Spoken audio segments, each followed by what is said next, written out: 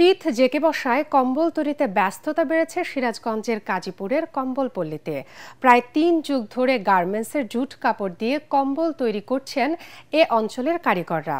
দাম কম আর মান ভালো হওয়ায় এ কম্বলের চাহিদা দেশ জুড়ে। প্রতি শীত মৌসুমে কয়েক কোটি টাকার কম্বল বিক্রি হয় এই কম্বলপল্লীতে।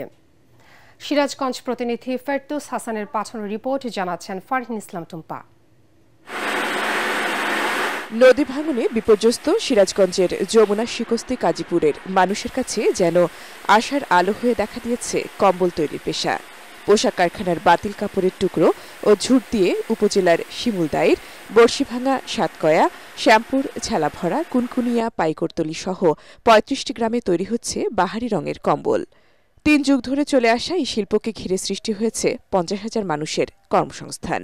৫০০ টাকা এমনি মজুরি পাচ্ছি, আর এমনি ভালো আর চলতেছে। আর শীত আসলে আরো বেশি কাজ হবে। আগে ছিল মূল্য কম, এখন মূল্য বেশি, তার কারণে দেখা যায় যে সচ্ছলভাবে দিনকাল যাচ্ছে।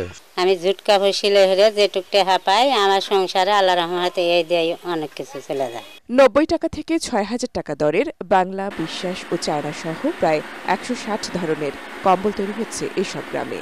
এখানকার মালের চাহিদা বেশি বা ভালো মান ভালো, তার কারণে সবাই নেয় আর কি। এটা যখন আমরা অনলাইনে সংযোজন করলাম তখন এটা সারা বাংলাদেশ বিস্তৃতি লাভ করছে এই কম্বল ব্যবসাটা। তবে ঋণ সুবিধা ও সরকারি পৃষ্ঠপোষকতা পেলে এই শিল্পের ব্যাপক প্রসার ঘটবে বলে দাবি ব্যবসায়ীদের। সরকার যদি আমাদেরকে স্বল্প সুদের ঋণ প্রদান করে তাহলে আমরা ব্যবসা আরো বেশি বড় করতে পারবো, পাশাপাশি আরো বেশি কর্মসংস্থান তৈরি করতে পারবো। রংপুর, দিনাজপুর, পঞ্চগড়, ঠাকুরগাঁও এসব এলাকায় আমরা বিক্রি করি, তাতে আমাদের ভালো হয় এবং এদের গুণগত মানটা অনেক সুন্দর। সহজ শর্তে ঋণ প্রাপ্তিতে সহযোগিতার আশ্বাস Sirajganj chamber of commerce and industry সহ শিল্পোদ্যোক্তাদের।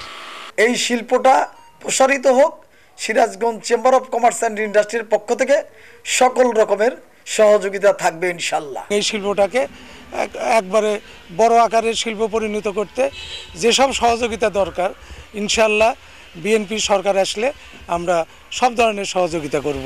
সহযোগিতা পেলে কাজীপুরের কম্বল গ্রামীণ অর্থনীতিতে ভূমিকা রাখবে এমনটাই মনে করেন সংশ্লিষ্টরা। Bureau report, ATN Bangla.